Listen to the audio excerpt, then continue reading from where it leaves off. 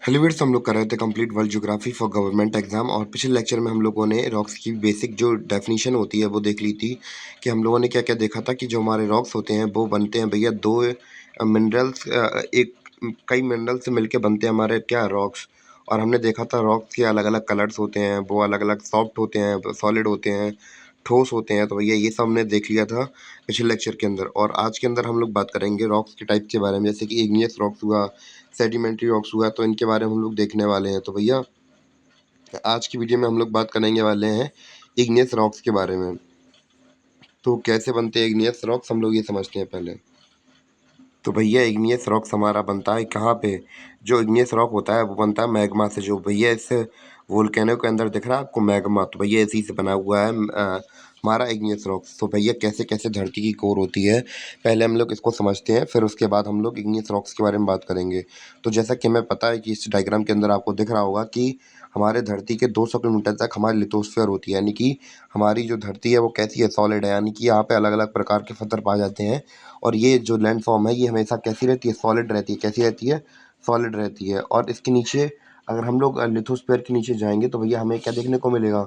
Lithosphere के नीचे जाएंगे तो भैया हमें एस्थेनोस्फीयर देखने को मिलेगा, जहाँ पे हम लोग बात करें रेडियो एक्टिव एलिमेंट प्रेजेंट रहते हैं। जैसे कि कौन कौन से रेडियो एक्टिव एलिमेंट?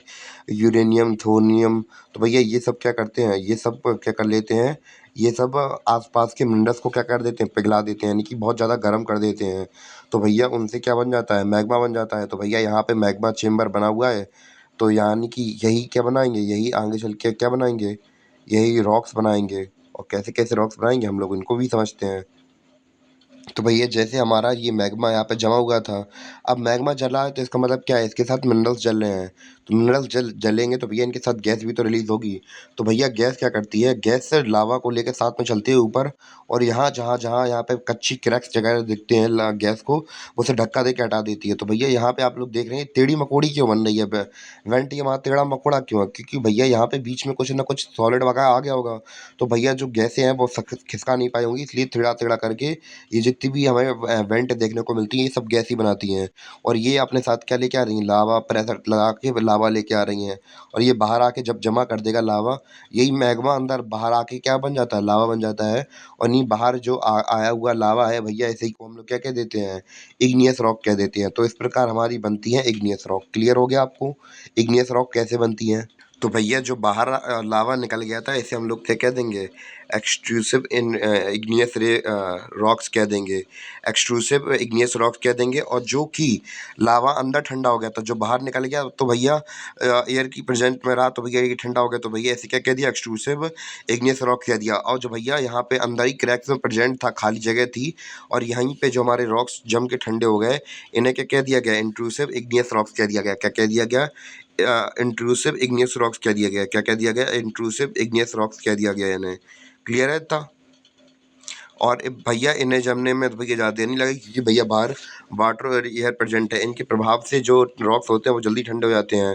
पर वही हम लोग बात करें इन इन रॉक्स की, तो भैया इनको ठंडा होने में सालों साल लग मतलब टाइम लग जाता है काफ़ी, क्योंकि भैया ना तो ये एयर, ना तो भैया यहाँ पे एयर है, ना तो यहाँ पे वाटर है, तो काफ़ी टाइम लगता है इनको ठंडा होने में। तो भैया जैसा कि हमने देखा कि भैया एक्सट्रूसिव इग्नियस रॉक्स की फॉर्मेशन अलग है और इंट्रूसिव इग्नियस रॉक की फॉर्मेशन अलग है।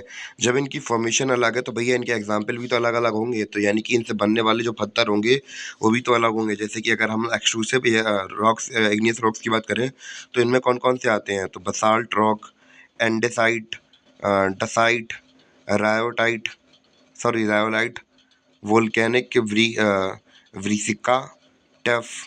इंट्रूसिव रॉक्स में ग्रेनाइट देखते हैं, गैब्रो देखते हैं, डावराइट देखते हैं, ग्रेनोराइट देखते हैं, पैग्माटाइट देखते हैं। तो भैया ये अलग अलग मैग्मा होते हैं, अलग अलग रॉक से, इग्नियस रॉक से बने हुए, मतलब ये धरती के अंदर बने हैं। तो भैया इनकी फॉर्मेशन में कुछ चीज़ें अलग होंगी, और जो एक्सट्रूसिव इग्नियस रॉक्स थे तो भैया इनकी फॉर्मेशन में अलग होंगी, क्योंकि इनकी बनने की प्रोसेस थोड़ी अलग है।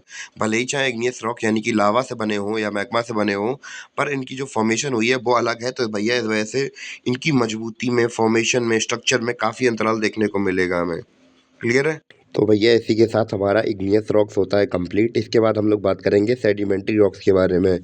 तो क्या होते हैं सेडिमेंट्री रॉक्स, ये समझते हैं। तो भैया जो सेडिमेंट्री रॉक्स होते हैं इन्हें क्या बोलते हैं, अवसादी चट्टानें। तो काफ़ी लंबे समय तक हम लोग देखते हैं कि जैसे कि सेडिमेंट तो वही है भैया, छोटे छोटे कण हैं साथ में लंबे समय तक जुड़े रहते हैं, डले रहते हैं, तो भैया साथ में जुड़ के एक सेडिमेंट बना लेते हैं, सेडिमेंट रॉक बना लेते हैं। कुछ नहीं है अवसाद, यही छोटे छोटे कण हैं। जैसे कि हमारा कोई पत्थर था, इसमें हम लोग बात करें ये टुकड़ा टुकड़े होके छोटे छोटे बिखर गए, बाद में लंबे समय तक इकट्ठे रहे, तो भैया क्या बन गए, सेडिमेंट्री रॉक्स बन गए। ज़्यादा कुछ नहीं है इसमें, बता देता हूँ फिर भी। तो भैया कैसे कैसे सेडिमेंट रॉक्स बनते हैं डिटेल से बिल्कुल समझते हैं। तो सबसे पहले हम लोग बात करें डेन्यूडेशन एजेंट्स के बारे में समझ लेते हैं। तो भैया डेन्यूडेशन एजेंट हमारे वो ऐसे एजेंट होते हैं, यानी कि जो कि हमारे रॉक्स को तोड़ देंगे। तो भैया कौन कौन होंगे, हीट होगी, विंड होगी, वाटर होगी। तो जैसे कि हमें पता है कि जो हमारा कोई नॉर्मल रॉक है, ठीक है भैया, ये क्या है हमारा, अब हम लोग बात करें ये क्या रॉक है। तो भैया हम लोग बात कर रहे थे इग्नियस रॉक के बारे में। तो इग्नियस रॉक हमारे क्या होते हैं, प्राइमरी रॉक होते हैं। तो भैया ये क्या है, एक्सट्रूसिव इग्नियस रॉक्स था। तो भैया यही हमारा एक्सट्रूसिव इग्नियस रॉक रखा है, ठीक है सामने। इसके ऊपर विंड, वाटर और हीट असर डाल लेंगे तो क्या क्या होगा। तो भैया जैसा कि हमें पता है कि हीट जब इसके ऊपर पत्थर के ऊपर पड़ने लगेगी, तो भैया भले ही चाहे दिखे चाहे ना दिखे हमें, पर जो जो रॉक्स होते हैं भैया उनके उनके ऊपर टेम्परेचर का असर पड़ता है, तो वो थोड़ा फूल जाते हैं, दिन में कॉन्ट्रास्ट हो जाते हैं, रात में सिकुड़ जाते हैं। दिन में कॉन्ट्रास्ट, रात में सिकुड़, दिन में कॉन्ट्रास्ट, रात में सिकुड़। तो भैया ऐसे ही करते करते करते करते उनमें क्रैक्स पड़ जाते हैं, और जब उनमें पानी भर जाता है तो भैया धीमे धीमे ब्रेक डाउन होने लगते हैं, 20 से 2 हिस्सों में बँटने लगते हैं। तो 20 से 2 हिस्से में बँटने लगते हैं, तो भैया बाद में कई महीनों या सालों बाद जो हमारे पत्थर हैं वो टुकड़ों में छोटे छोटे से वेदरिंग के थ्रू हमारे जो पत्थर वगैरह थे, बड़ा हमारा एक्सक्लूसिव इग्नियस रॉक था, वो छोटे छोटे पार्ट में डिवाइड हो गया। तो भैया कैसे भी करके फिर हवा चली, पानी बरसा, तो भैया हमारे जो इग्नियस रॉक्स थे, ये छोटे छोटे अवसाद थे यानी सेडिमेंट थे, ये इकट्ठे होंगे और बनाएंगे क्या, सेडिमेंट बना देंगे, सेडिमेंट्री रॉक्स बना लेंगे। यानी कि पानी के बहाव से ये बह के यहाँ पे इकट्ठे हो गए और बना लिया क्या, सेडिमेंट रॉक बना लिया। तो और इसी प्रोसेस को यानी कि अलग-अलग छोटे-छोटे सेडिएंट यानी कि छोटे-छोटे टुकड़े थे पहले, और जब ये छोटे-छोटे टुकड़े बन के क्या बन गए, एक सेडिमेंट्री रॉक्स बन के तैयार हो गए। इन्हीं के इसी प्रोसेस को क्या कह दिया गया, लिथिफिकेशन कह दिया गया। क्लियर है इतना? तो उम्मीद है कि आपको समझ में आया हो सेडिमेंट्री रॉक्स कैसे बने थे। तो भैया पहले हमारा एक इग्नियस रॉक था, वो जब ब्रेक डाउन हुआ छोटे-छोटे पत्थरों में, फिर बाद में विंड वगैरह की मदद से, वाटर की मदद से जो हमारा सेडिमेंट्री रॉक्स है दोबारा से कंपोज़िट हो गया यानी कि बन गया। काफ़ी, और ये प्रोसेस जो आप लोग देख रहे हैं, तो ये 1-2 दिन की प्रोसेस नहीं होती है, काफ़ी सालों, महीनों तक की प्रोसेस होती है इसमें, तब जाके हमारे जे ऐसे रॉक्स बन पाते हैं इन वेदरिंग के प्रोसेस के थ्रू या फिर लिथिफिकेशन के थ्रू। तो उम्मीद है कि आपको समझ में आया हो सेडिमेंट्री रॉक्स के बारे में और इग्नियस रॉक्स के बारे में। इग्नियस रॉक्स के बारे में तो कुछ नहीं था, हमने इतना देखा था कि एस्टोनोस्फीयर के अंदर रेडियो एक्टिव एलिमेंट थे जो कि दूसरे मिनरल्स को ठंडा कर दे रहे थे। जब वो बाहर निकल आ रहे थे वही मिनरल्स हमारे, तो भैया उसी को एक्सट्रूसिव इग्नियस रॉक कह दिया। अगर वो धरती के नीचे है तो इंट्रूसिव इग्नियस रॉक्स कह दिया। क्लियर है इतना? और भैया इसी के साथ हम लोग लेते हैं विदाई। उम्मीद है कि आपको चैप्टर समझ में आया होगा। अगर कहीं भी थोड़ा बहुत डाउट लगे तो भैया कमेंट करके बता दीजिए, हाँ सर यहाँ पे प्रॉब्लम आ गई थी, तो आप clear, can you explain it again sir. तो भैया ऐसा कमेंट कर दीजिएगा, तो मैं दोबारा से बता दूंगा, यही वही बता दूंगा, नहीं तो नया वीडियो बना दूंगा। मिलते हैं इसी के साथ अपने अगली वीडियो में, तब तक के लिए धन्यवाद, बाय, सायोनारा, सुखी रहिए।